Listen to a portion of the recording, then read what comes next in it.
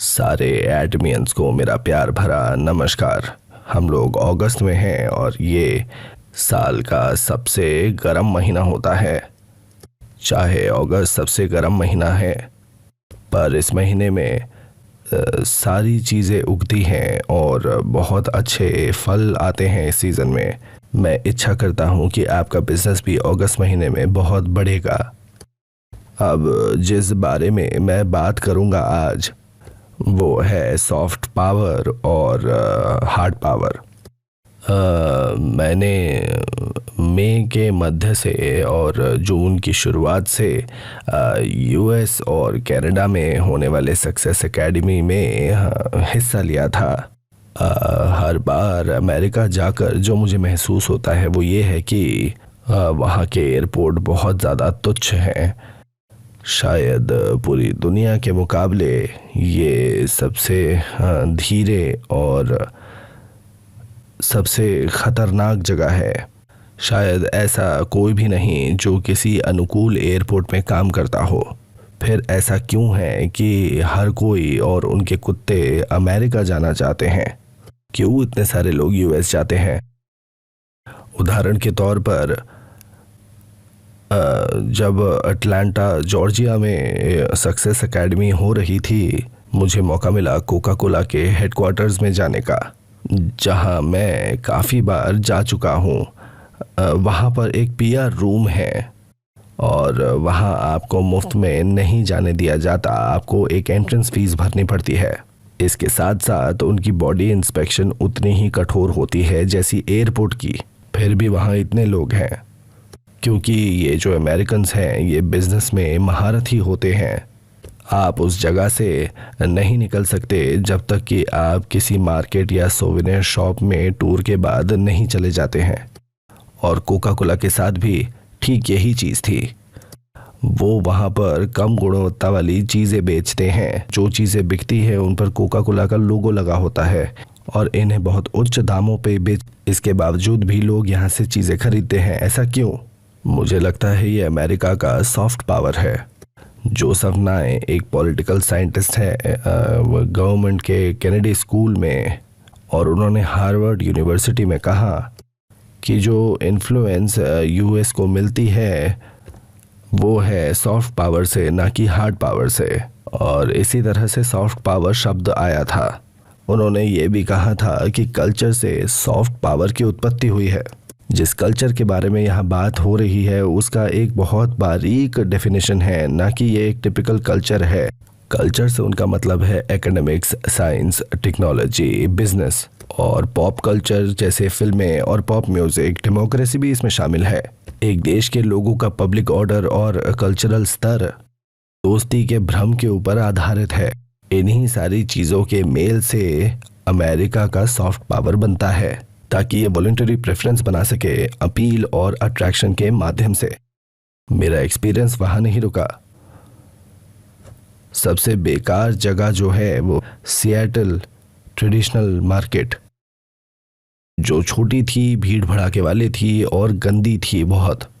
ये सुविधाएं बहुत पुरानी थी।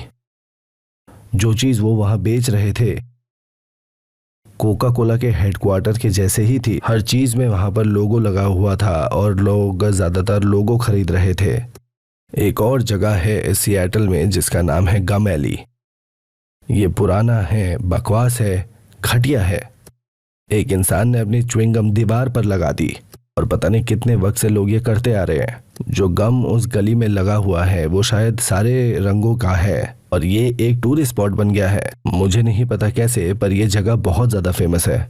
अगर किसी ने अपनी खाई हुई च्युइंगम सोल के किसी दीवार पे लगाई होती, भीड़ में लोग वहां आते। मुझे नहीं लगता हमारे पास वो अपील और अट्रैक्शन नहीं है जिससे लोग अपने आप यहाँ आए। विश्व राजनीति में हार्ड पावर के दो मतलब होते हैं, मिलिट्री फोर्स और इकोनॉमिक्स। मिलिट्री फोर्स ज़्यादातर तो आखिरी का उपाय होता है।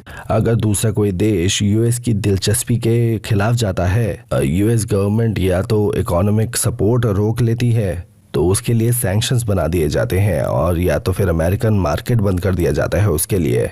वो लोग टैरिफ या नॉन टैरिफ बैरियर लगा सकते हैं उस देश के खिलाफ। ये इकोनॉमिक डिसएडवांटेज छोटे देशों के लिए बहुत बड़ी बात होगी। यही हार्ड पावर है।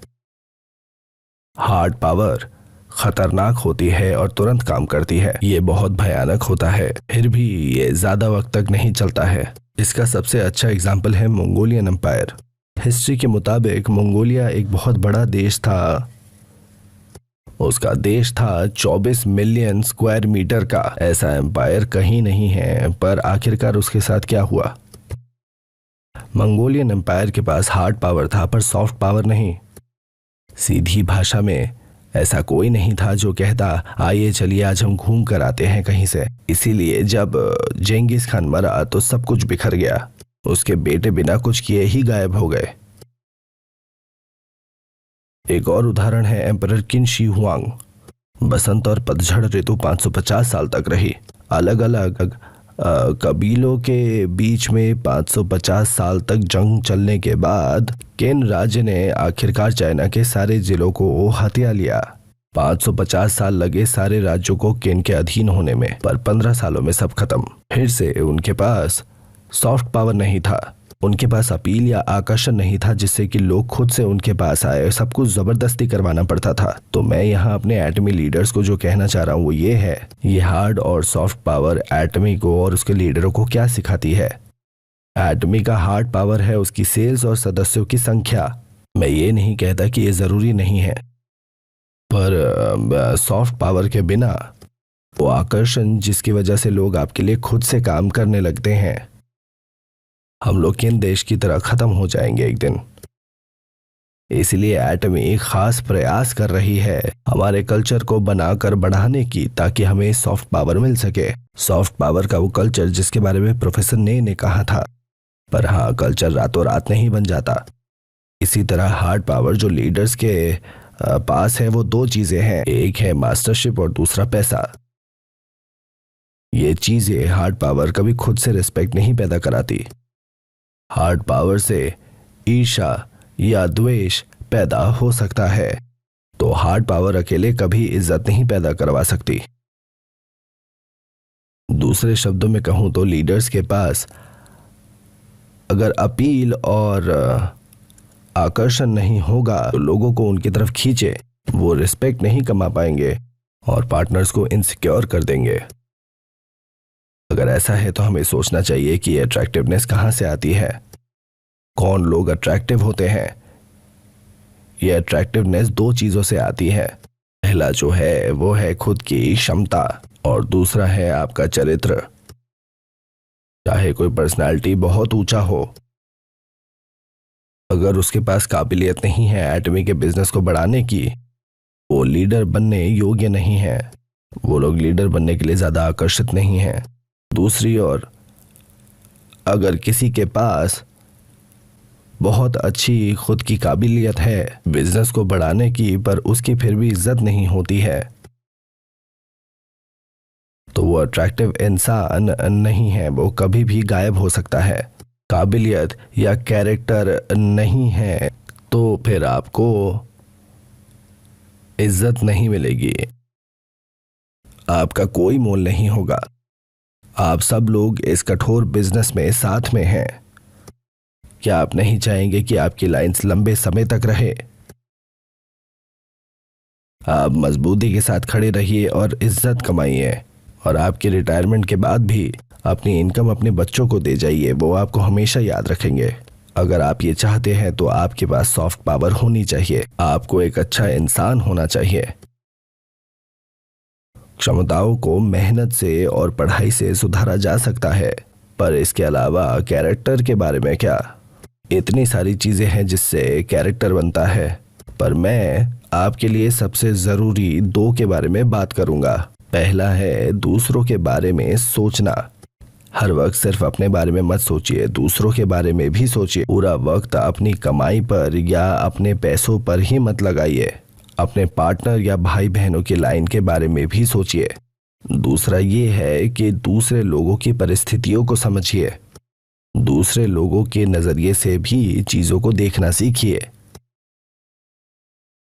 आखिरकार ये ज़रूरी है कि आप इस सिस्टम का हिस्सा बने रहें और उसके लिए आप लगातार सेमिनार में आते रहें। एटोमियंस, मैं आपको सलाह देता हूं कि आप अपने सॉफ्ट और हार्ड पावर को तैयार करें और इसी तरह आप ग्लोबल लीडर बन जाएंगे। इस तरह से आप अपने बिजनेस और अपने जीवन में दोनों तरफ ही सफल हो सकते हैं। इस गर्मी के मौसम में भी आप अपने मेहनत से अपने आप को सफल बना सकते हैं। धन्यवाद।